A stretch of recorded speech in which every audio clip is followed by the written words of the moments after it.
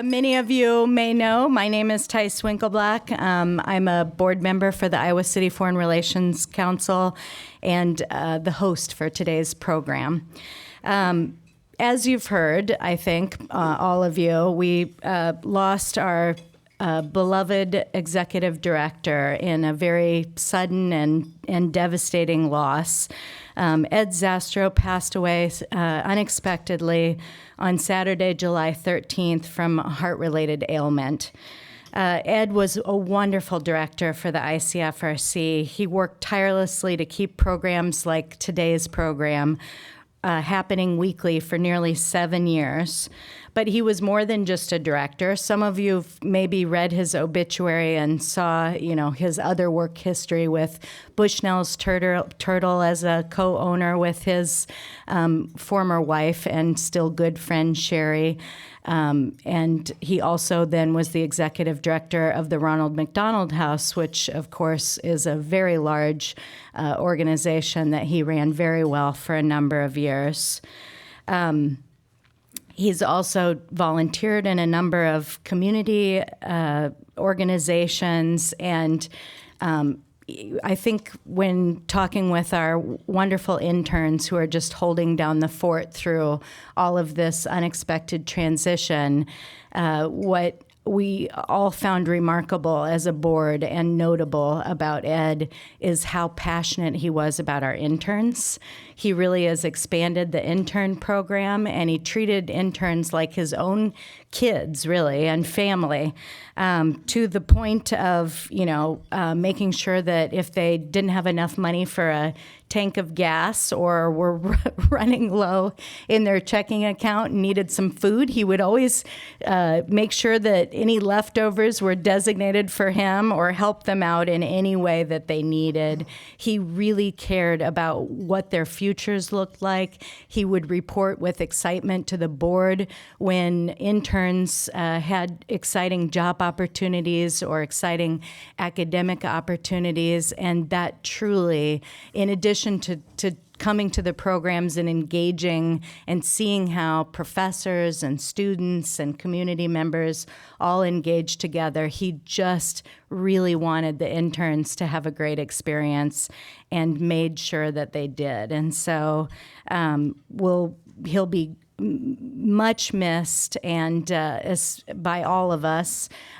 He would enthusiastically look to see each and every one of you walk in those doors at a program, and really just enjoyed his work with the ICFRC and made it a better organization. So we will miss him. There's a memorial service that's being planned for August 24th. And we've been plotting and planning as a board to make sure that we can posthumously give Ed our coveted ICFRC mug. And so we hope to see you all at that event. But Megan and I were talking. Ed absolutely loved this program. He loved it when the Mandela Fellows came to visit, and Demi Dureska, and this whole conversation that we are about to have, and the dialogue about all of these young leaders and what they're doing in their communities. So he would be really annoyed with me if I continued to talk about him, and he would want me to turn the program over to the Mandela Fellows. So thank you.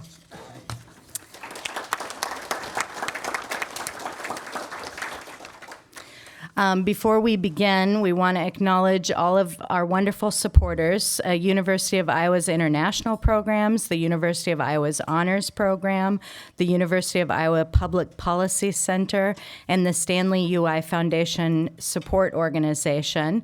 Also, special sponsors for today's programs, the Council on International Visitors to Iowa Cities, who works so hard to make the Mandela Fellow Program successful. Also, Alan Swanson from Blanken McCune Realtors, and Allison Ken Atkinson. As usual, a big thank you to City Channel 4. It's great to see Ty back there for their professional recording of our programs for Cablecast on City Channel 4. or 116-2 and the UI Library's digital archives. Please be sure to like City Channel 4 on Facebook if you're there. With that, I would like to turn it over to Dimi and the introduction of today's Mandela Washington Fellows. Thank you, everybody.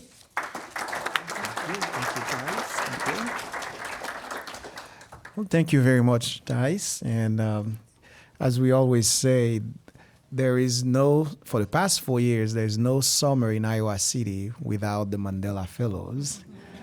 And there is no summer program at ICFRC without the Mandela Fellows. And it's such a great pleasure to be here. And as Thais was saying, and I want to say a quick thing about Ed before we turn the page. And this morning I got up and I checked my email. I didn't see an email from Ed. And usually I would receive an email saying, remember, it's 11:30.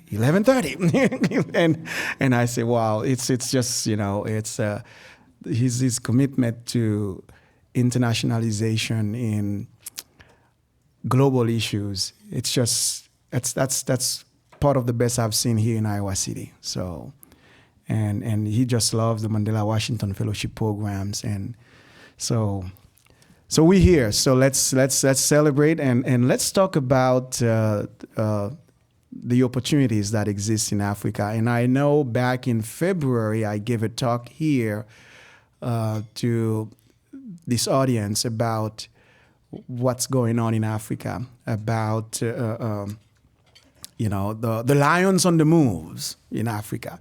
Well, these Mandela Fellows, they're here to tell us about what is happening in Africa, what type of opportunities that exist, and how they can be ambassadors for Iowa companies that want to be involved on the continents. And let me tell you, I've been the director for this program since the beginning here at the University of Iowa. And I learn something new every year from the different groups of what's going on the continent. I learn something not only every year about them, but also about the key players on the continent, the key industries and everything. And I think even if it's every year I bring a new group, I'm pretty sure you guys will say the same thing. You will learn something new today with this new group, okay? Without any further ado, we're going to go ahead and get started. And I would like to start with Atem, Ernest Lefu, and he's going to tell you where he's from, and he's going to probably introduce himself by telling you what he has learned so far in Iowa and at the University of Iowa. Atem. Good morning, everybody. Like Jimmy said, my name is Atem Ernest Lefu. I'm from a country called Cameroon. And I know when I say Cameroon, a lot of people are like, where's that in Africa? But if you flip the African map, where there's a trigger, it becomes a gun. Where there's a trigger, that's where Cameroon is. It borders Nigeria and Central Africa Republic. And I am in the agricultural space. I provide technology on IT and technology on processing to smallholder farmers to increase their incomes. And my company is called agro-hub. It's been existing for 9 years today. And currently at date, we impact the life of 71,000 smallholder farmers across Cameroon and Nigeria. And when I was sent to Iowa City, I was a little bit perplexed, but at the same time, I studied about the huge agricultural opportunities here. And ever since I've been here, it's been one good experience after the other. We had the chance to visit a lot of farms, and it was so amazing to me that people have millions of pigs. People have thousands of acres, and just 3 people work on them. Thank you. All right. Thank you very much, Atem. And the next person is Phyllis Kyomuhendo. Phyllis, can you introduce yourself, where you're from, and what you've learned so far here in Iowa? Good afternoon, everyone. So my name is Chomhendo Phyllis. I'm from Uganda, the Pearl of Africa. Yes. So I'm a social entrepreneur. I have a very big passion when it comes to maternal health, and that's where I work. I'm the director and co-founder at a company called MScan. So we develop low-cost mobile ultrasound devices for low-resource settings. And our major mandate is to fight maternal mortality through early diagnosis using our machines. So far we've scanned over 600 pregnant women and detected over 40 complications. Yeah, so that's a bit about me. What I've learned from Iowa, I've learned so much, but what stands out for me is the spirit of collaboration. Everyone is out there to help us. Everyone is out there to work together for a common good. This shows not just in the volunteerism that is in the community, but also how the university helps its entrepreneurs. Like, we've met so many entrepreneurs that started from the university and are now owners of big companies, and they'll tell you the university took us through the entire process. The way the community has approached us, I mean, each and every one of us have met people who have gone the extra mile of getting us connections, of increasing our network, and everyone knows that your network is your net worth. So I must say that we are leaving here much wealthier than than we came. Yeah. Wow, your network is your net worth. All right, so that's great. And the next person at the table is Tendai Mushonga. So Tendai, please introduce yourself, where you're from, and what you're doing, and what you've learned from Iowa so far. Thank you, Dimi. Good afternoon, everyone. My name is Tendai Mushonga, all the way from Zimbabwe, the breadbasket of Africa. Okay, we were once the breadbasket of Africa. We shall become the breadbasket of Africa again. I work for a leading Pan-African technology solutions group called Cassava Smart Technology. Our mandate is to use digital solutions or technology to drive socio-economic development in Zimbabwe and Africa. So we're in fintech, we're in agri-tech, we're in health tech, on-demand services, e-commerce, various other services. One of the things that I really wanted to do coming to the US, specifically Iowa, I watch a lot of CNN, and I love your politics. I love US politics. Yeah. I will not mention about names, candidates, or parties, but I really wanted to interact with a presidential candidate. I had that opportunity last week, face to face, same roof. So during their address, And who is that candidate? Governor Inslee, Jay Inslee. So during his address, he looks to me and he talks to me during his address. That was amazing. This is a presidential candidate in the United States. I'm used to watching on CNN. So for me, that was crazy and mind-blowing. In addition to the love that we've seen, the love we've experienced, we've been embraced by literally everybody that we have contacted and come into touch with. Otherwise, that's in a nutshell. Thank you. All right. And then last at the table, we have Valeria Adzo Adzatia. So Valeria, please introduce yourself, where you're from, what you're doing, and what you've learned from Iowa so far. Yeah, good afternoon. I'm Valeria Adzo Adzatia. I'm from Ghana. And Ghana is actually the gateway to Africa. So if you want to be in Africa, you need to pass through Ghana first. So I'm the founder of Gifted Hands Agro-Processing. At Gifted Hand Agro-Processing, what we do is that we process cassava into food products. And then we started that to reduce post-harvest losses in our regions, because we do a lot of cassava farming and we don't have processing and value addition to that. So we started that to add value and then process it and to give the product a longer shelf life. And not only are we doing that, we are looking forward to improving health of our customers out there through biofortification. And that has been what we've been doing so far. About Iowa, actually, I heard about Iowa the first time you had the last elections. And the whole world was waiting on Iowa to decide. So after your election, Ghana also had their election, and we also had a similar thing.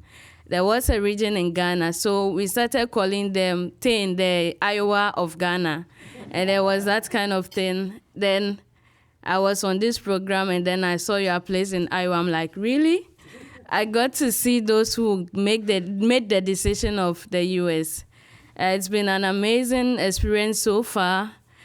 For me, it has been going through venture school because I was at a time my business really needed this to turn around.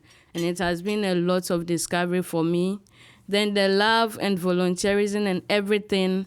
Then having to interact with over 24 people from 19 countries in Africa has been awesome, and sharing ideas with everyone. That has been for me. Thank you. Very good, very good. So now you've met our panel. So let's just dive deeper into our program.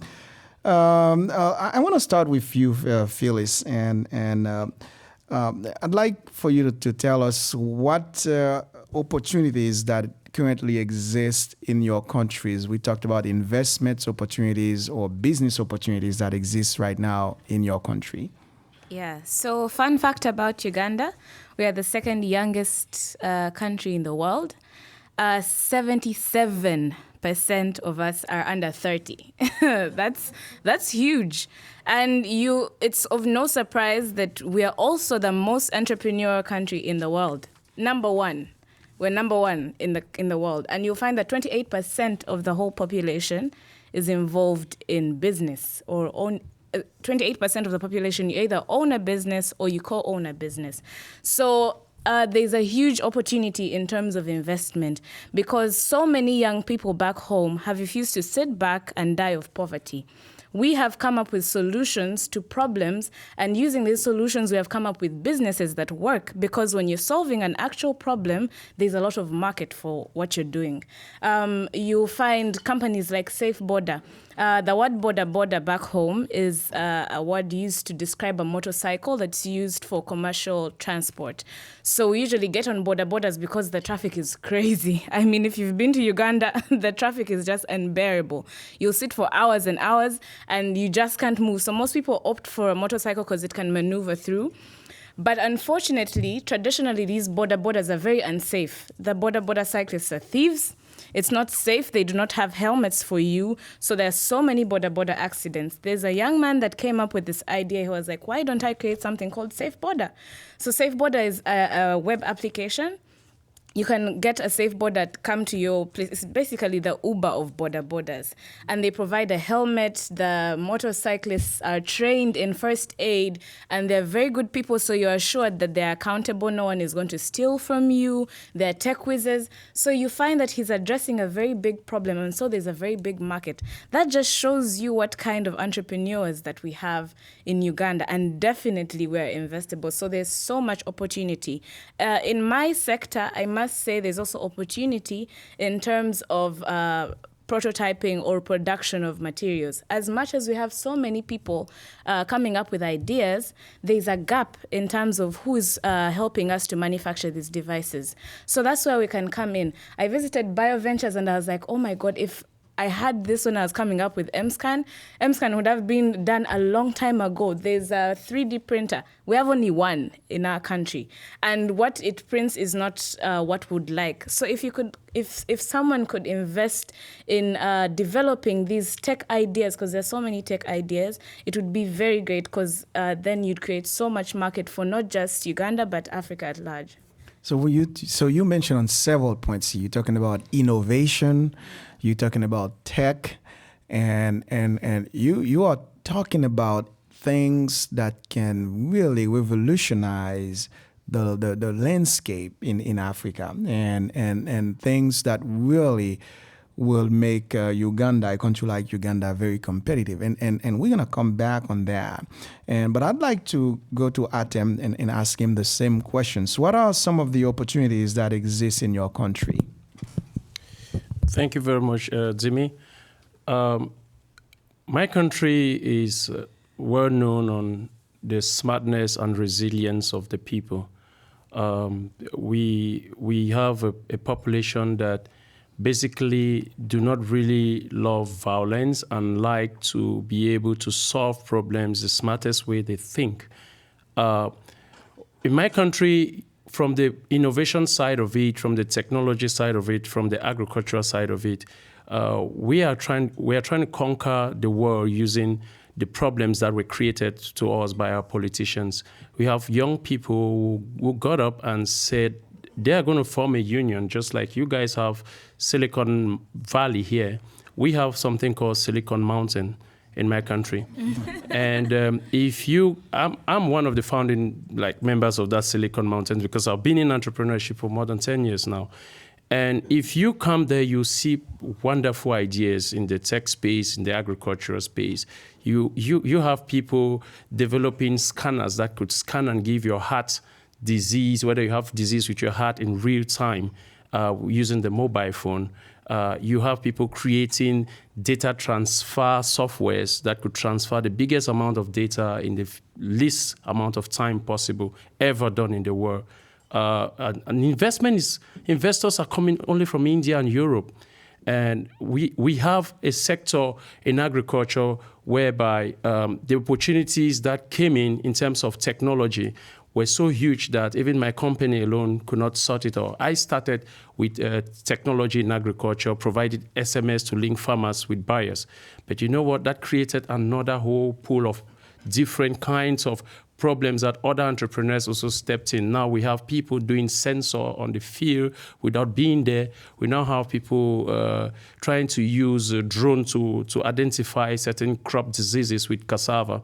And my country is the only country that has survived internet blackout. We were off the grid of internet for 6 months, and you have tech companies.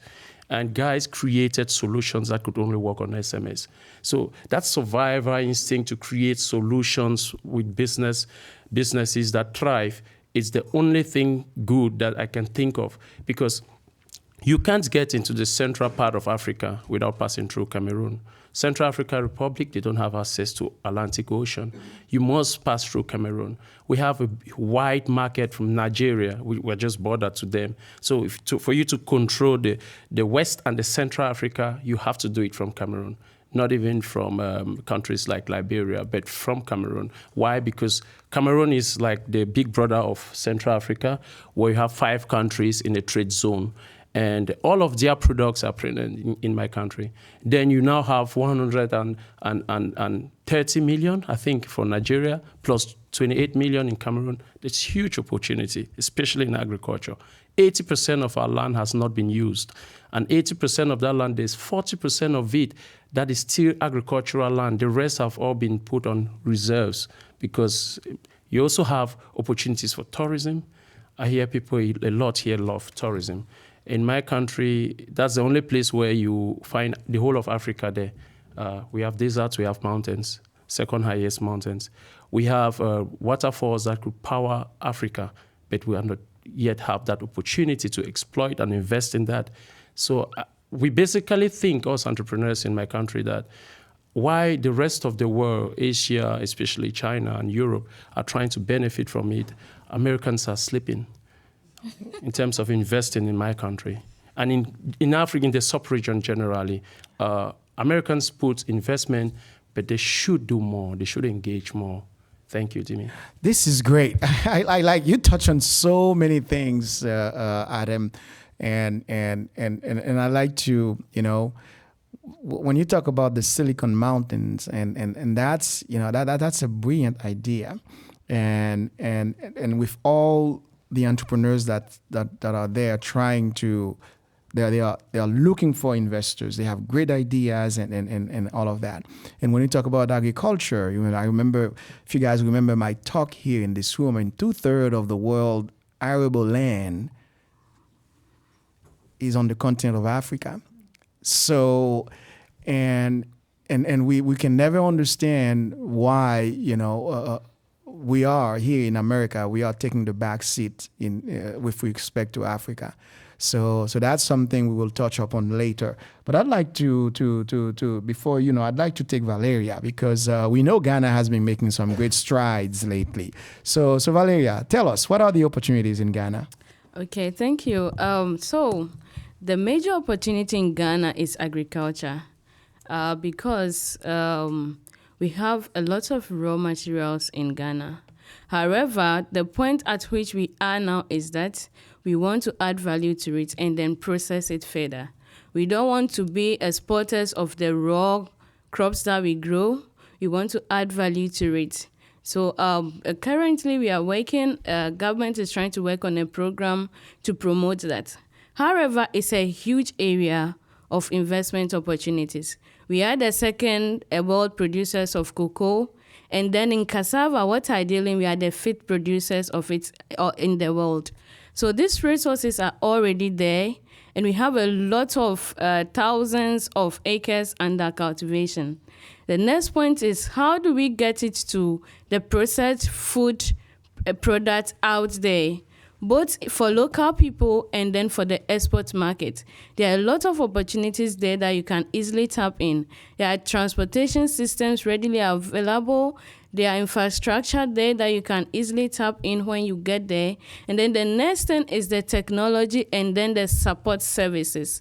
So even in our quest of doing this, we have a lot of gap in the technological advancement. So back at home, we don't see a lot of technologies that I came here to see. That is a gap over there that can easily be replaced through investment opportunities. We need technology in processing, in packaging, and even farm implements, not huge implements, but even the small implements that we could really afford and then work with in our agricultural sector out there in Ghana. Because the World Bank have it that in 2030, Africa is going to have $1 trillion food market opportunity out there. So it is something that we all need to tap in at this time. And then I think others have said it, but the US, we are not seeing you there. We are seeing a lot of Chinese people there. And this is an opportunity. You wouldn't want to be left out of this $1 trillion opportunity that we are looking at out there. And to add to that, in Ghana, we have the trained labor and then competitive workers already there. So you don't have to think of the expertise whilst coming there. And at least all of us over here on the Mandela Fellowship, you can test that we are experts in our field and also getting there. We are people with passion. We want to do it, and then we need help to get it there. Thank you. This is great, and you can clap. You guys can clap. This is. She mentioned something that's kind of like a sweet spot for me: the food processing, because in all my travel across Africa, I've seen foods, fresh fruits, vegetables, and like cassava that's going into waste, and Uganda, Ghana, Nigeria. But food processing industry is really almost non-existent in most of you guys' country. I mean, you are making a difference, but you are still doing it at a small scale. She's doing cassava processing, and you are also doing cassava processing, but it's really at a small scale. For the amount of people on the continent, we need massive food processing. You know what's being done now? They are sending those,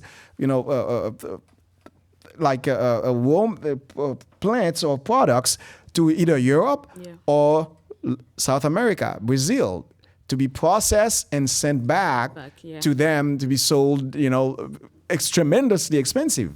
Why can't they do that in Africa? And again, they're looking for technology, looking for partnership, and again, they want to collaborate with American visionary investors that can bring technology, that can bring knowledge sharing, that's not going to come to rip them off, et cetera, et cetera. Those are the type of things that, that we think. I mean, I told them, guys, this show is going to be recorded. So let's talk serious. Let's talk business. Let's use all the lingos that you learn here at the University of Iowa so we can get, we can get the message across. So, Tendai, what's going on in Zimbabwe? Thank you, Dimi. I've been in the tech space since 2012 when I joined the fintech organization.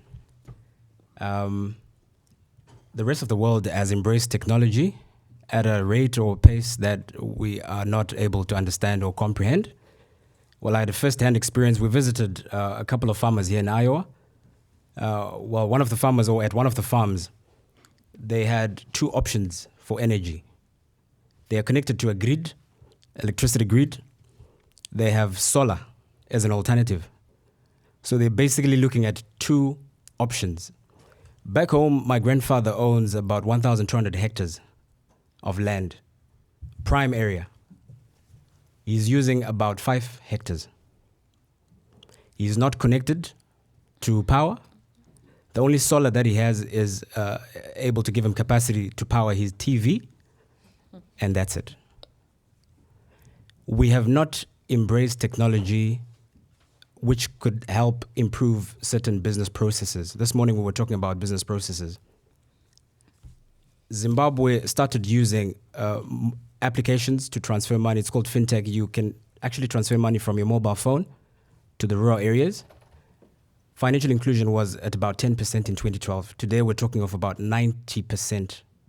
In other words, someone in the city can actually send money to someone in the rural area and they can receive it on their mobile phone. So Zimbabwe, you're talking about people that are very smart, sharp, and able to embrace technology, but has it come through at that pace that it could have actually come through? I've worked for an e-commerce company. In 2016, I was part of a startup, an e-commerce company. I believe Zimbabwe is ready for online platforms. It's ready to trade digital. It's ready to go digital. We're ready for that. We transact over $1 billion worth of dollars, US dollars, online in Zimbabwe. So I'll give you an example. We've got a platform called Fresh in a Box. They sell vegetables. I've stopped going to buy vegetables at the local supermarket. I basically buy it over the internet, and delivery is facilitated by a logistics company. Simple, done. At Cassava Smart Tech, we replicated your Uber. We've got a product called Via. What Via is doing now, it's connecting farm owners and tractor owners, or people with tractors with resources. Because you find that so many smallholder farmers, it's expensive for them to put up money and then buy a tractor. So they basically can request for a tractor or any other farming implements through an application. This is happening in Zimbabwe. So there's so much space in the digital space. We talk of Jumia. I think if I mention Jumia, you know Jumia, they're a big player in the e-commerce space. Zimbabwe is there. We're ready. The United States Embassy recently opened their embassy. They upgraded $200 million invested in Zimbabwe. It's one of the biggest embassies, United States Embassy. That is commitment. That is belief. That is faith in Zimbabwe. You will find the hardest working people. And I'm not just saying, but you will find the hardest working people, the most committed people. I've got one of my colleagues is right there, sitting in there. Two of us from Zimbabwe. He's more passionate about Zimbabwe than I am, but we'll tell you, you've got the hardest working people in Zimbabwe, and we're ready just to show you who to invest in, who to talk to. So many people are excited. Our president, President Emmerson Mnangagwa, he's got a mantra: Zimbabwe is open for business. He's been in power just for over a year. His mantra is Zimbabwe is open for business. I think that's what we are doing here. We're just preaching the same message. Zimbabwe is open for business. Thank you. Well, I like that. And there's one thing you mentioned at the beginning of your talk. It says solar energy. And I think if there is one thing that's going to help Africa with respect to electrification, it will be solar. Lots of governments are trying to do electricity using the old-fashioned way, like run a grid line from the city to the rural area. It's not going to work in the case of Africa. When I was in Uganda last time and I witnessed it, I was in the most remote area of Uganda. There's one thing you can be sure of when you are in Africa is seeing the sun. The sun is there 365 days a year. I mean, and it's hot. You know, I was in Uganda, you know, on top of the mountain, overlooked Lake Victoria, and I was seeing, you know, the Queen Elizabeth Park, you know, right in the far. And the sun was really bright and very green. And I was with one of my fellows. I was at his aunt's house having lunch. And when I went inside, they were watching TV. I said, well, where's the grid line? I didn't see. And I said, well, we have solar. I said, you have solar? Yeah. And then one panel, 2 batteries that gives them TV. They have a satellite, you know, they have a dish satellite. They were watching the world. Inside, they have a 4-room house, 4 light bulbs. Yeah. 1 panel, TV, 2 batteries. The system costs less than $250. And they have electricity 24 hours. I mean, they don't have fridge. They don't have washing machine. Why do they need washing machine? They have the sun to dry their clothes, you know? I mean, they can wash my hands and then dry out. They don't have dry. They don't. So those are the solutions that I think if companies want to invest, you know, partnering with the Mandela Fellows, those are the solutions that I think when you bring them to the country, it can save a lot of lives. It can help people. It can, you know, those are the things. That's one of the things that I want to. But I want to ask you guys, and I want to start with Valeria for these questions. Is how can you help as Mandela Fellows? I know you want to invite American companies to come, but how can you help? What can you do?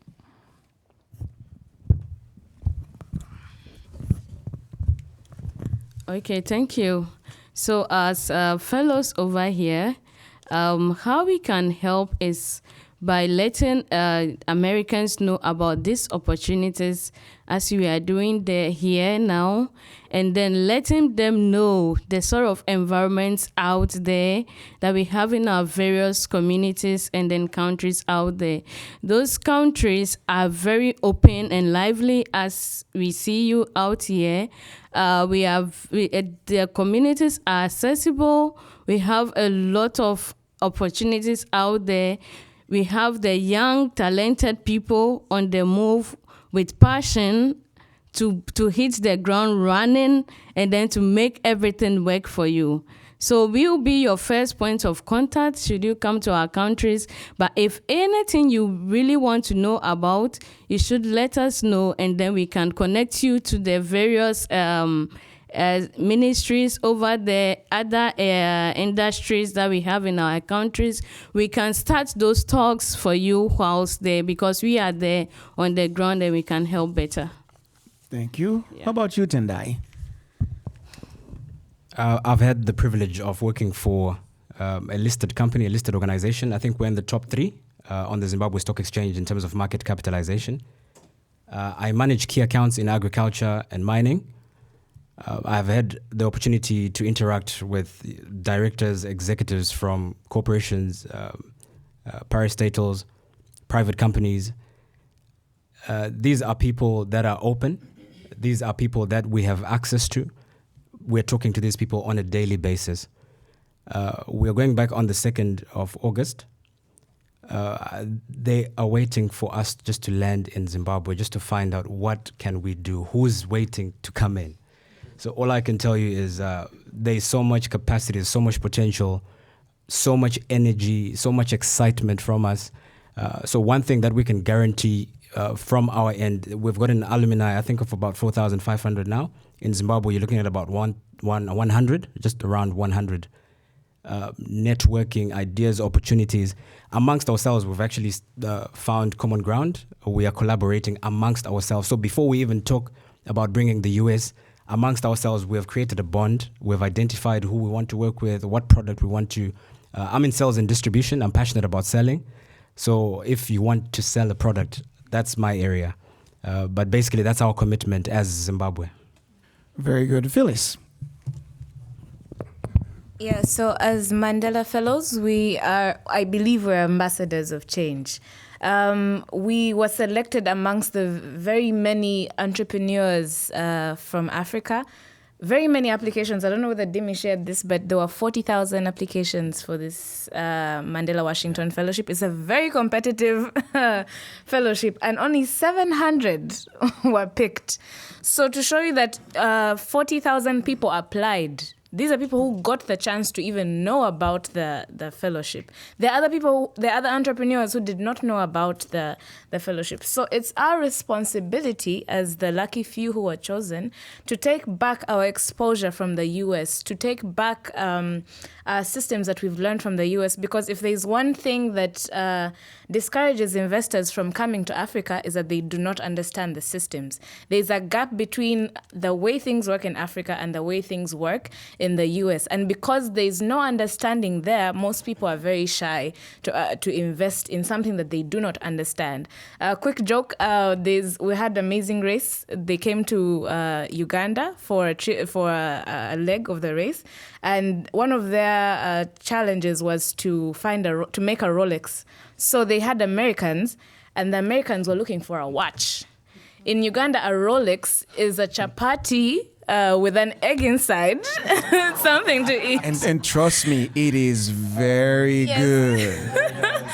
She's gonna make me some tomorrow. Yes. So something as small as that, because when you go to Uganda, when you say Rolex, they think food. And when you say Rolex here, they think watch. We are now the ambassadors that need to bridge that gap to now translate Rolex in both languages. That's just a phrase. Yeah. So we can translate both mentalities to each party. So feel free if you'd like to understand maybe the systems in South Africa, the systems in Uganda, because there are things that work. It may seem like we don't have systems, but there's a way that things work. So if you'd like to find out how a certain country works, how people do their things there, we are now the ambassadors to you, and we're also the ambassadors to the entrepreneurs back home to you guys, because now we've got an exposure to both sides. So feel free to come and ask us what Rolex is and how it is. Atem? Thank you, Jimmy. Whenever I receive a question like this, I begin to, what always come to my mind, the first thing is, talk about your disappointment in terms of investment. We have a vibrant, trustworthy African business people, most of them very young, who don't like the kind of investment they are getting from China. 6 months ago, I got an investor to build a cassava plant, which costed us $800,000. I checked online to get an American manufacturer. For 2 months, I didn't see one. I went to the American embassy. I got a leaflet on some of the American manufacturers. And it happens that most of them have not realized the space on manufacturing in cassava. I finally landed to do that cassava plant in China, not because of the price, not because we couldn't pay. We have entrepreneurs who are looking for quality, partnership, sincerity, upright business people. And we all know that we can find that with the US. And that's because of the way the US conducts itself around the world. That's because the US will not do business with you if you're corrupt. And that's because they are sincere. These are the opportunities we are crying and begging that it should have been a better partner. But we are not having that. Your government has given trust to 700 entrepreneurs in 2019. 700, best of the best in Africa. I think it's your taxpayers' money. Make use of it. We've learned the best things here in America. Trust me, venture school made me understood my business after 9 years of operating it. I would have been better than where I am now if I had passed through venture school before now. And I learned that in Iowa City. When I heard I was coming to the US and I heard I'm coming to the People's Republic of Johnson's County, I was very happy because Wolf Blitzer said they are very friendly. And we are your foot soldiers. There's no need to try and think of how do I get about putting my products on the African continent. Today I was talking to Christian because yesterday I was passing and I saw a guy who owns a company, I think he belongs to Rotary, that flies drones to water to water his farm or to spray chemicals on the farm. This is something my company has been looking for 4 years. How is it possible to use drones to do things like that and to distribute food even within the city? And I found it yesterday upon walking down the streets in Iowa. Trust me, this is serious. And 2 years ago, I got together with some friends.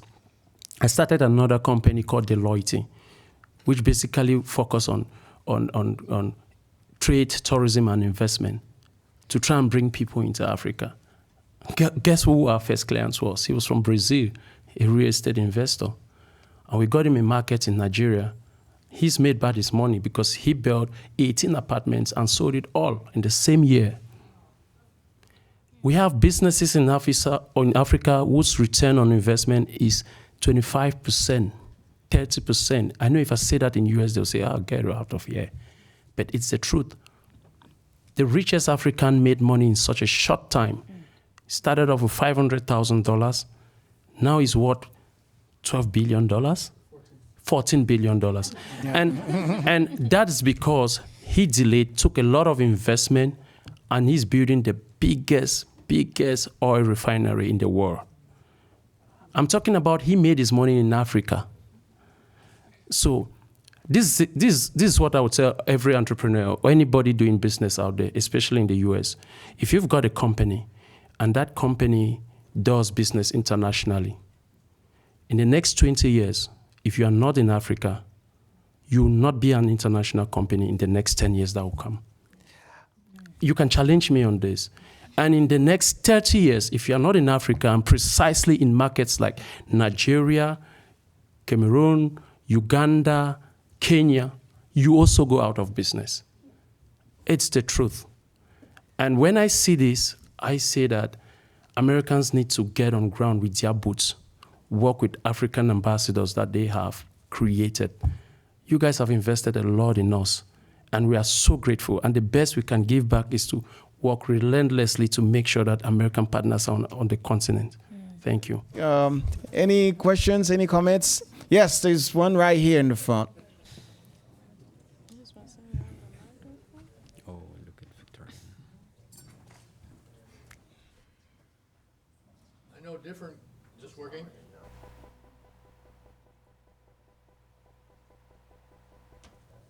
I know different countries in Africa have different types of government. Are your governments supportive, or are they a roadblock to entrepreneurs and people with startups and so forth? Yeah, you can take it, Valeria. Yeah. Okay, so in Ghana, our government is very supportive. When the new government took over, they rolled out a program that is called Planting for Food and Jobs. So it's a program to grow food, and then that same process is creating jobs for the youth because of the unemployment issues we are facing. Now, from last year, because of that program, we are able to export food to Côte d'Ivoire and to Burkina Faso and other neighboring countries around us. And then they are taking it a step further, doing a program that is planting for exports, and then we are targeting the export market. So in my region, we are looking at cashew nuts and then cassava, because my region is a cassava hub. So we have those policies in place and those initiatives to get us there as a country. Yeah. Very good. And we got questions on the back. I'm just speaking for myself now, but I dare say that there are many like me in the room who would ask the same question. As retirees here in the U.S. with only our assets to live on, how do we, as individual small investors, get involved in what you're asking us to do? That's a great questions, and we can. I mean, do you want to take a stab at that, Victoria? Victoria is gonna try to provide some answers. Thank you. I was thinking about that, and to me, when it's about starvation, U.S. is ready to do something for us. But when it's about entrepreneurship, they step away. If the money the government put in me this year, the U.S. government, to me to come here and study, if they gave me the money, I will waste it back in my country. But what they did is they trained me. And I'm going back with intelligence. And that intelligence, I'll use it in my country, and I'll be able to train other people. So you guys, like an individual, what an individual can do, to me, is share intelligence. We need that in our countries. I can't say we don't need the money. We need that intelligence that we can use to transform it into money and be able to use that intelligence to train other guys so they can also make money. Yes. Who wants? Okay, let's Samira. Let's bring to Samira here. Yeah. I am smart.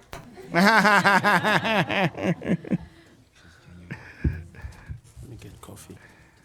Okay. Thank you very much. Though you asked how. Sorry. Okay.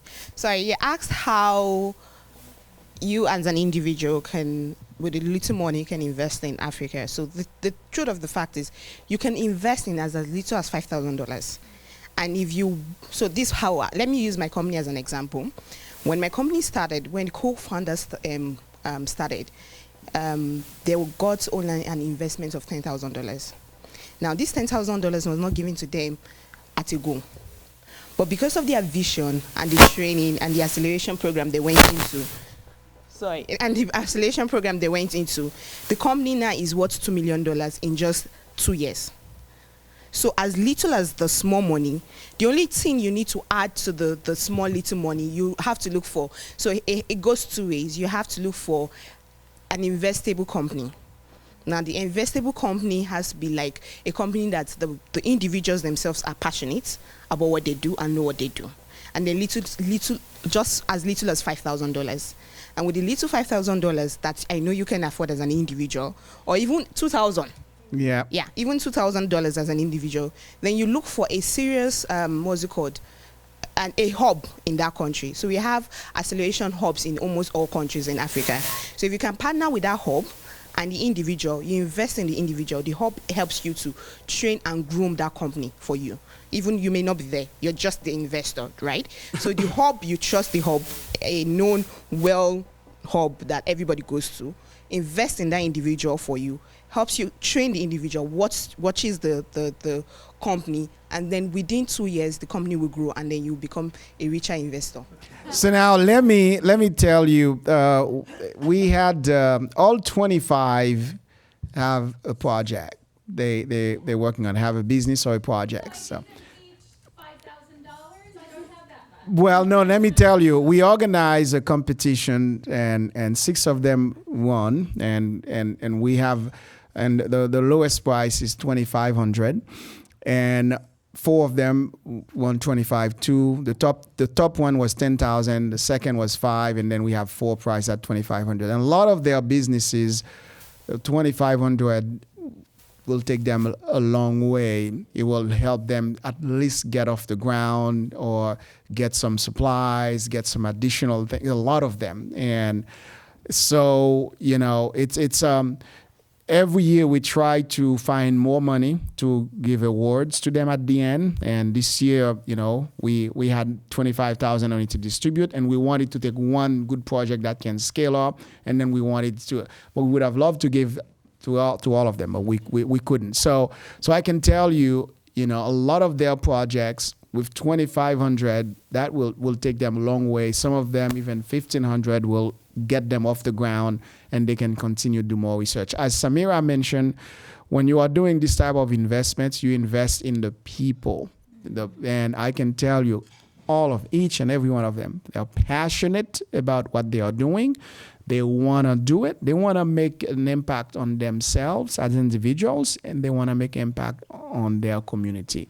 So if you want to talk more about this, we'll know. You can approach. We'll give them about 15 minutes to mingle. I'd suggest that you talk individually and make these individual commitments. I don't want to. We don't have to be involved. The university. If I get involved, that means the university, and they wouldn't want me to be involved. They know what's going to happen. So okay, we got yes, Linus there. Yeah. Well, thank you. No, it's good. It's good. Well, thank you. I've always been saying that Africa is not just, it is not developed, or it's a gap, but I have been always saying Africa is a place where we have a zone to make actions. Africa is a place which is investable with a low and high investment capital. If you speak of $200, Africa is a place where you can invest and scale up. When you speak of $1 million, Africa is a place where you can invest and scale up. So like when we went to Papa John, we met this food dryer. If you can have, say, $1,000, you are going to have about 9 machines of that kind. So you are going to have 9 small farmers or retail women who sell maybe vegetables or fish in the small markets in towns. These are the people who can always be in the market and who can do business with you. You can invest in processing in their processing industries, and so I think Africa is a place where you can invest with little and huge money. We are here with brave minds that can maneuver with small and big investments. Thank you. Thank you very much. And question. Yeah. Let's take Steve. Steve. Yeah. Hi everyone. I'm Steve from Congo Brazzaville. I'm not a hacker, and I'm an entrepreneur, and I say I'm a serial entrepreneur. Since I was 18, I co-founded a lot of companies, and today I would like to share with you about technology in Africa. Myself, I dropped school because of technology, and presently, as everybody said, we have to invest in human capital. I decided to invest in myself. And I got a help from a friend from France. We used to work in an NGO together. She invested 2,500 USD for my training, online training with Google. I spent 3 hours learning myself, but it wasn't as effective like venture school. That training that took me 1 year with Google helped me. I was making 200, 300 per month of income, but I passed to do that per day of income. Because today I have a market in US. I have over 50,000 users from US, and worldwide more than that, online. So what I'm doing presently in my country, as he was saying about Silicon Mountains in Cameroon, back in the country, there's an area where we can have, we have an Iowa River. We have already prospected how to generate energy from there. So I'm building. The project is that I'm building, and we are starting a Silicon Congo. It's a place where I've already been training people over 3 years now, because I am part of the biggest incubation of my country. I'm a core member of that, and I've been training people for 3 years now, software engineers, and our market is international, but we are also developing local markets. But for you, the market that I'm telling is to use knowledge in Africa to outsource. To outsource means to sell that knowledge worldwide. So my project back in the country is that from Silicon Congo, I will put developers into incubation. And in that incubation, why I choose the countryside, that means it's not in downtown. I mean, it's not in the city. Because there, it's more easy for me to build a house there. It doesn't cost me that much to own a land in the countryside. So what we are doing now, they go into incubation for 6 months, and they get out of incubation by receiving monthly checks from Google. And there's a contract that they sign with the incubation. We give them that knowledge. We get them ready to receive monthly incomes from Google, and we'll have shares. So that is the project, and I've already got some local investors on board. I'm working on it because it's been that's like from January to now that I've really been experiencing that market worldwide. But I invested myself like 3 years, but only in this year it started to give some fruits. So those who are interested in investing in African youth who are in technology, I'll be pleased to share more with you. All right, very good, very good. What I'll do, I'll take Palesa for now, and then after that we'll stop so you guys can talk individually with the audience. Okay, Palesa. Okay, thank you, Dimi. My name is Palesa. I'm from South Africa. I think one common thing that we see in entrepreneurship. Palesa, face the camera, please. Oh, okay.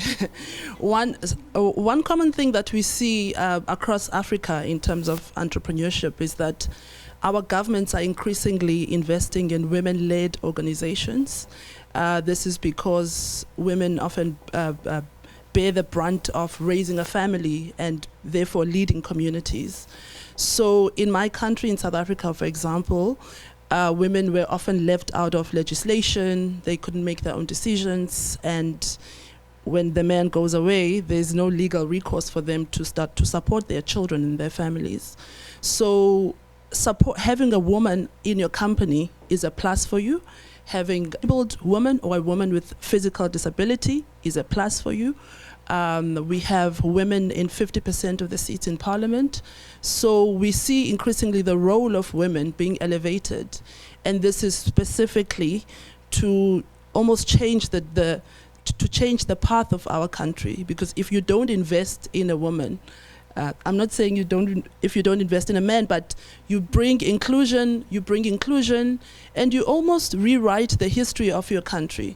So increasingly our governments across the continent are really starting to uplift women and to bring them in the positions that they should have assumed a long time ago. Well, thank you very much, Palesa. Thank you very much. And great program, and as I said, even here, I learned a lot, and I'm pretty sure you learn a lot, too, from what's going on the continents. Thank you, Thais, for hosting us, and thank you again. We will be back next year. Thank you. Thank you so much, Dimi. And as he mentioned, for those of you who can stay and mingle, you are welcome to do so. I would again like to just say thank you to Atem, Phyllis, Tendai, and Valeria, and to thank our sponsors, University of Iowa International Programs, the University of Iowa's Honors Program, the UI Public Policy Center, the Stanley UI Foundation Support Organization, and also our individual special sponsors today, the Council on International Visitors to Iowa Cities, Alan Swanson from Blanken McCune, and Allison Ken Atkinson. And a big thank you to City Channel 4. We've made Ty really do some extra work today, but we know that there'll be a good program that you can access then online so that you can share with friends and family and potential investors. Also, just although all of you, I know, have come sharing tremendous talent and ideas and passion, and you've brought your minds and your hearts to Iowa, and we thank you for that. A special thank you for these four for being willing to sit up front in front of the camera and to really give us a really good understanding and knowledge about the various challenges and opportunities that you're facing. And we just have a very small gift. Thank you.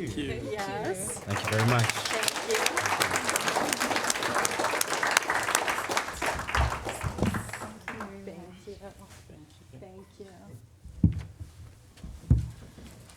We can't say it's famous, but it is coveted, and you can drink your favorite beverage. So, again, thank you to all of the Iowa City Foreign Relations Council members and supporters, and a big thank you to our interns.